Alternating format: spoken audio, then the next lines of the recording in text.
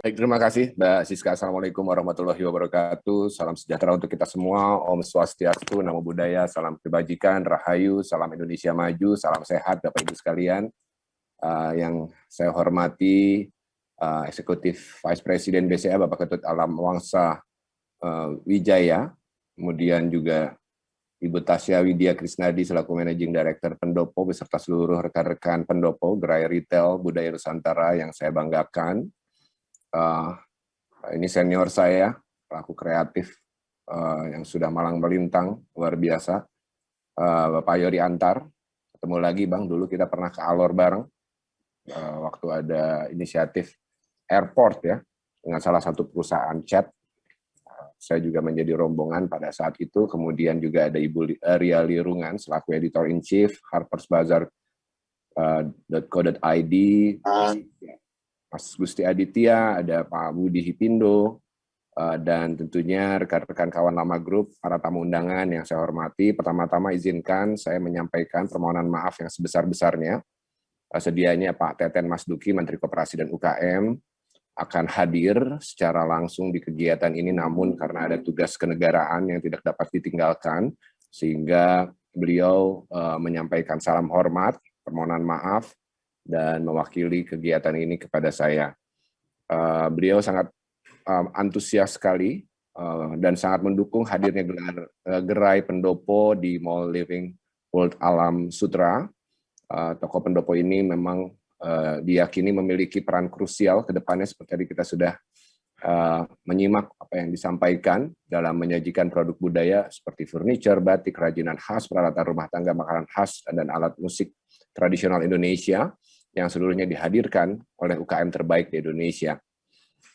Tentunya ini sesuai dengan harapan Presiden Bapak Joko Widodo, di mana kita harus menyiapkan UKM masa depan Indonesia yang berbasiskan terkait dengan dua hal, yaitu ekonomi kreatif. Seperti kita ketahui, ada 17 subsektor industri kreatif dalam sektor ekonomi kreatif, furniture salah satunya, tapi rasanya kita bicara wastra ini tidak hanya bicara fashion, bicara juga kriya, bicara juga tentunya seni pertunjukan ada di dalamnya, kemudian ada produk dari subsektor industri kreatif lainnya.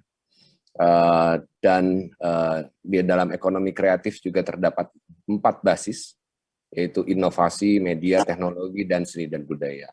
Yang kita sekali lagi meyakini Indonesia adalah juara dunia kreatif karena keragamannya. Karena kita memiliki angka-angka yang luar biasa, bukan hanya dari sisi pasar 270 juta, tapi juga kita memiliki angka 17.000 lebih pulau, 1.300 lebih tradisi, 700 lebih bahasa, 300 etnik group yang semua teradministrasi di 514 kabupaten kota, 34 provinsi. Keragaman ini yang kita yakini menjadi modal utama Indonesia, di mana pelaku usahanya 99,9% atau setara dengan 64 juta pelaku adalah UMKM, menyerap 130 juta tenaga kerja, berkontribusi kepada 60% PDB atau kue ekonomi nasional. Sehingga ekonomi kreatif berbasiskan tradisi, ya, dan tentunya pendekatan adaptif dengan teknologi ini juga penting untuk disinergikan. Bapak Ibu sekalian, harapan Pak Teten, Menteri Koperasi dan UKM, semoga hadirnya toko pendopo ini dapat menjadi kurator, menjadi etalase yang menghubungkan hulu ke hilirnya, bagaimana yang terbesar tentunya cita-cita mensejahterakan para pelaku wastra di NTT, di Sumba, di NTT, dan tentunya di seluruh Indonesia.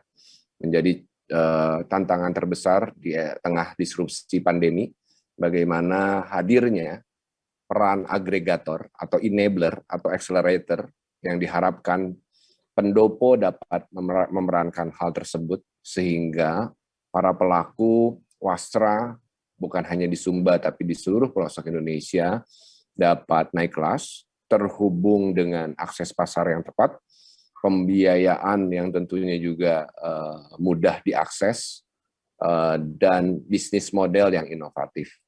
Demikian apa yang bisa saya sampaikan. Sekali lagi selamat pada pendopo. Terima kasih juga Harper Bazaar untuk sinergi kolaborasinya. Semoga kesempatan ini juga dapat memunculkan potensi sinergi dan kolaborasi yang dapat memajukan UKM Indonesia berbasis tradisi yang memang memiliki visi masa depan untuk dapat menjadikan produk lokal Indonesia berbasis kearifan lokal dapat berjaya di pasar nasional sampai dengan global. Terima kasih. Wassalamualaikum warahmatullahi wabarakatuh. Om Santi Santi Santi Om. Terima kasih banyak Bapak Vicky untuk sambutan yang sudah diberikan, dan juga tentunya terima kasih kepada Kementerian Bidang Pemberdayaan Ekonomi Kreatif untuk supportnya pada acara kita hari ini. Nah, teman-teman Harper Bazaar, kita jelaskan tadi lewat berbagai sambutan, khususnya sambutan dari Bapak Vicky yang baru saja kita dengarkan, betapa krusialnya dan esensialnya UMKM dalam memajukan ekonomi kreatif, bahkan juga ekonomi secara keseluruhan di negara Indonesia. Oleh karena itu penting juga bagi kita untuk turut mendukung semua UMKM ini, khususnya yang berbasis warisan tradisi. Nah, dari sekian banyak sambutan tadi bisa kita bayangkan banyak sekali bahasan-bahasan menarik ya, yang bisa kita selami lebih dalam. Oleh karena itu, tanpa berlama-lama lagi, mari kita mulai acara kita yang pertama. Dan oleh karena itu, saya ingin langsung saja mengundang para pembicara kita untuk bisa bergabung bersama saya nih di layar. Bapak Vicky Satari, Staf Khusus Menteri Bidang Pemberdayaan Ekonomi Kreatif, Bapak Iketut Alam Wangsawijaya selaku Executive Vice President Transaction Banking Business Development BCA, Ibu Tasya Widya Krisnadi selaku Merchandising and Operation Director Pendopo, Mas Gusti Aditya, Managing Editor dari Harper Bazaar Indonesia, dan tentunya Bapak Yori Antar, yang kembali nih akan mengingatkan kita semua akan beragam keindahan Sumba, dan juga seorang arsitek dan pendiri Yayasan Rumah Asuh untuk Pelestarian Arsitektur Tradisional. Selamat datang Bapak Ibu semua, selamat datang dalam screen kita, dalam perjumpaan silaturahmi virtual kita. Terima kasih banyak sudah menyempatkan waktunya di tengah segala kesibukannya untuk bergabung dalam kebersamaan kali ini. Senang sekali nih ya kita bisa bincang-bincang, apalagi mengenai sesuatu yang nampaknya menjadi penyatu kita semua nih dalam acara ini. Kecintaan kita akan wastra Sumba. Nah, mungkin saya bisa mulai bertanya langsung kepada Bapak Vicky nih. Pak Vicky, sesuai dengan tema acara ini, yaitu Rindu Timur, di mana tentunya dalam acara ini kita akan meng-highlight mengenai Sumba. Bolehkah Bapak Vicky mungkin sharing pada kita semua di sini, kira-kira strategi apa sih yang telah atau mungkin akan dilakukan dari Kementerian Bidang Pemberdayaan Ekonomi Kreatif di wilayah tersebut? Iya. Terima kasih Mbak Siska, Bapak Ibu, rekan-rekan semua yang hadir, terima kasih. Jadi saya ingin masuk dulu bagaimana pentingnya untuk mengidentifikasi ekosistem UMKM. Dari 64 juta pelaku UMKM yang ada di Indonesia, ini sebelum masuk ke Sumba ya, ini kan sebetulnya 98,7% adalah usaha mikro. Usaha mikro ini adalah usaha yang subsistence, ya, masuknya ke informal, belum terakses dengan akses pembiayaan, akses digital, ya, bahkan banyaknya informal itu sehingga isu legalitas dan seterusnya menjadi krusial. Jadi yang perlu dihadirkan ketika pendekatan beberapa tahun terus berulang gitu ya, pelatihan, saya yakini banyak sekali lintas kementerian, lembaga, pemerintah provinsi, daerah, BUMN, swasta, dan seterusnya yang hadir mencoba mengintervensi titik-titik sentra kerajinan, sentra-sentra wasra ya di seluruh titik di Indonesia, termasuk dalam hal ini Sumba. Nah, ini yang menjadi krusial ketika kita tidak dapat menghubungkan ekosistem hulu hilirnya. Sehingga apa yang dilakukan oleh Kementerian Koperasi dan UKM di tengah kondisi yang memang penuh tantangan pandemi ini, yang pertama saya ingin menyampaikan adalah kita menghadirkan program pemulihan ekonomi nasional pada saat pandemi. Sejak tahun lalu sudah diluncurkan kurang lebih 123 triliun, tahun ini 120 triliun juga, beragam program di seluruh Indonesia, 34 provinsi, 514 kabupaten kota, termasuk dalam hal ini juga tentunya Sumba. Ini adalah program untuk mengadres, memitigasi, untuk bisa membantu para pelaku ya di UMKM di seluruh Indonesia, termasuk tentunya di Sumba, ini untuk bisa survive. Ya, ada banpres produktif usaha mikro tahun lalu 2,4 juta rupiah, disebar sekitar 12 juta pelaku usaha mikro dengan total 28 triliun.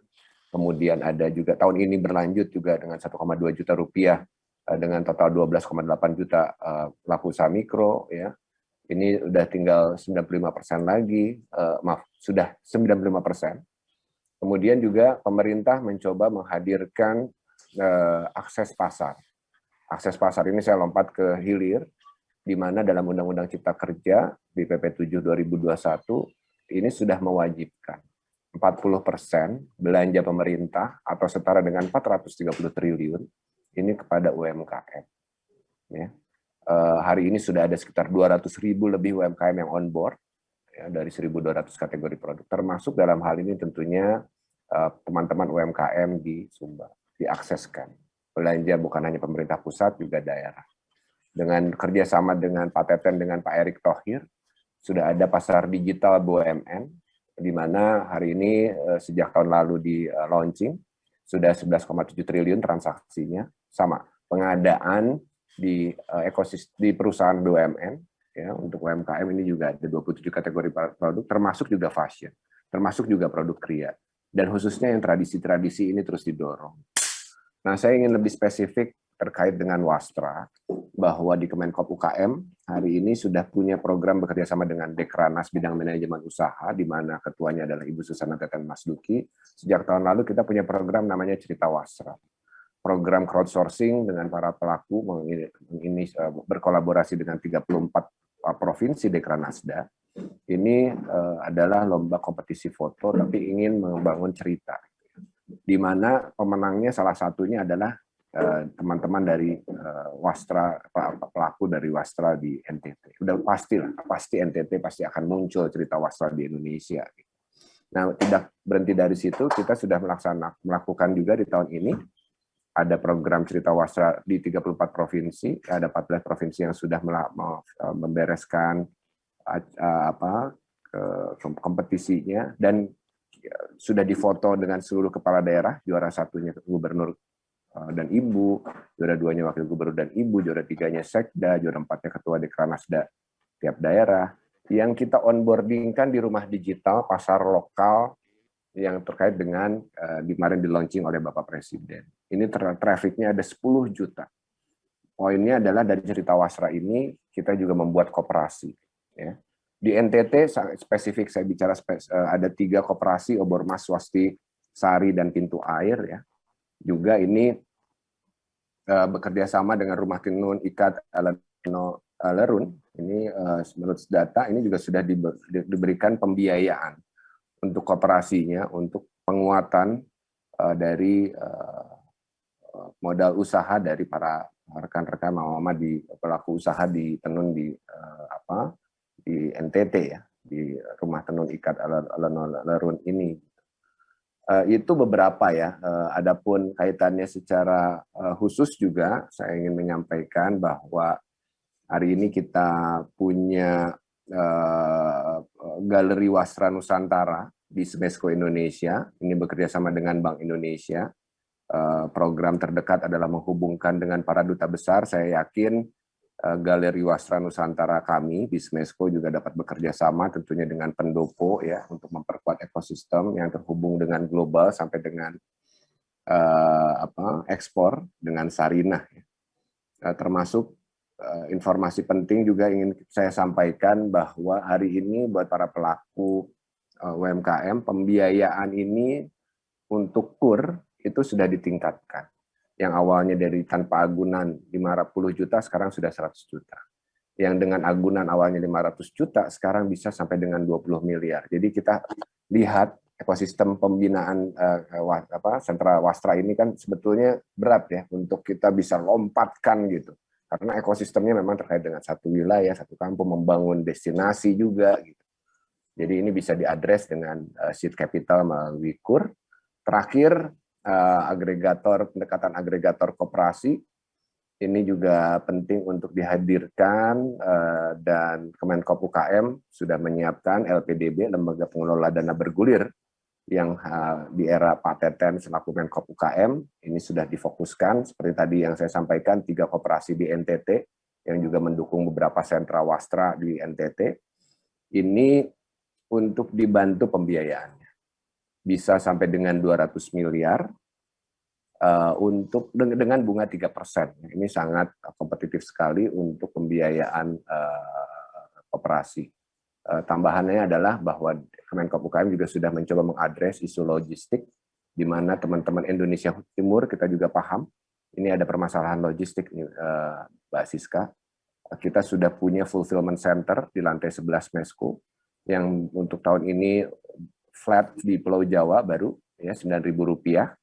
Tahun depan rencananya di seluruh Indonesia, kita juga sudah menyiapkan Smesco Hub Timur di Bali, di wilayah ITDC, dan di 2023 kita sudah menyiapkan, menargetkan ada Nano Fulfillment Center untuk mulai masuk cross-border ekspor di negara-negara tetangga. Sementara dari saya itu, Siska, terima kasih.